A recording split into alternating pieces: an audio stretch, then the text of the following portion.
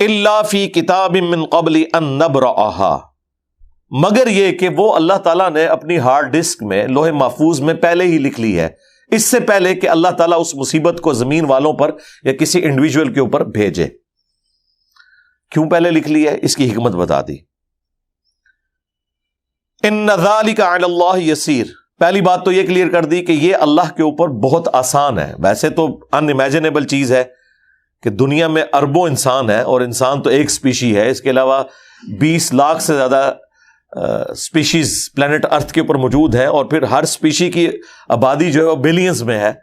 سب پہ تکلیفیں جو آتی ہیں وہ اللہ تعالیٰ نے لوح محفوظ میں لکھی ہوئی ہیں، اور اللہ تعالیٰ ہمارا یہ ہمارے لیے آسان ہے۔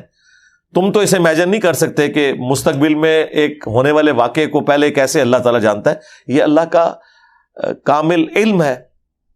سورۃ الانعام میں تو اللہ تعالیٰ نے یہاں تک فرمایا کہ کوئی پتا بھی کسی خشکی کی جگہ پر یا سمندر میں ٹوٹے کسی درخت سے، یا زمین کی گہرائیوں میں کوئی دانہ پھوٹتا ہے، مگر یہ کہ وہ اللہ کے علم سے، اور اللہ نے پہلے ہی لوح محفوظ میں یہ لکھ لیا ہوا ہے۔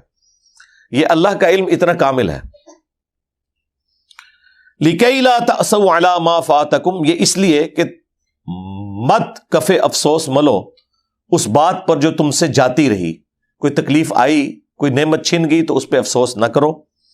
وَلَا تَفْرَحُوا بِمَا آتَاكُمْ، اور نہ شیخی بگاڑو اس نعمت کے اوپر جو اللہ تعالیٰ تمہیں دیتا ہے۔ وَاللَّهُ لَا يُحِبُّ كُلَّ مُخْتَالٍ فَخُورٍ، اور اللہ تعالیٰ کو یہ جتنے شیخی بگاڑنے والے ہیں، اتراتے پھرتے ہیں، یہ پسند نہیں ہے۔ تو اللہ تعالیٰ ہمارے ہم نے پہلے ہی لوح محفوظ میں یہ لکھ لیا ہے تاکہ تمہیں اس کا غم نہ ہو، یہ تمہارا مقدر تھی۔ تقدیر کبھی ٹلتی نہیں ہے، یہ ذہن میں رکھیے گا۔ تقدیر جو اللہ تعالیٰ کی طرف سے آپ کے لیے طے ہے وہ کبھی ٹلنی نہیں ہے۔ صرف وہی تقدیر ٹلتی ہے جس کے بارے میں تقدیر میں ہی پہلے لکھا ہوا ہے کہ اس تقدیر کے اگینسٹ وہ مجھ سے دعا کرے گا اور یہ تکلیف میں اس سے ٹال دوں گا۔ ہر تکلیف نہیں ٹلتی جناب، یہ ذہن میں رکھیے گا۔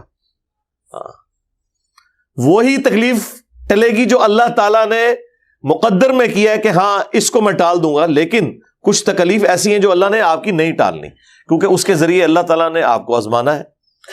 بخاری مسلم دونوں میں حدیث ہے کہ انسان کو جو بھی تکلیف پہنچتی ہے، دکھ، درد، اندیشہ، حتیٰ کہ اس کے پاؤں میں کانٹا بھی چبھ جائے، تو اس کے اگینسٹ بھی اللہ تعالیٰ اس کے گناہوں کو معاف کر دیتا ہے۔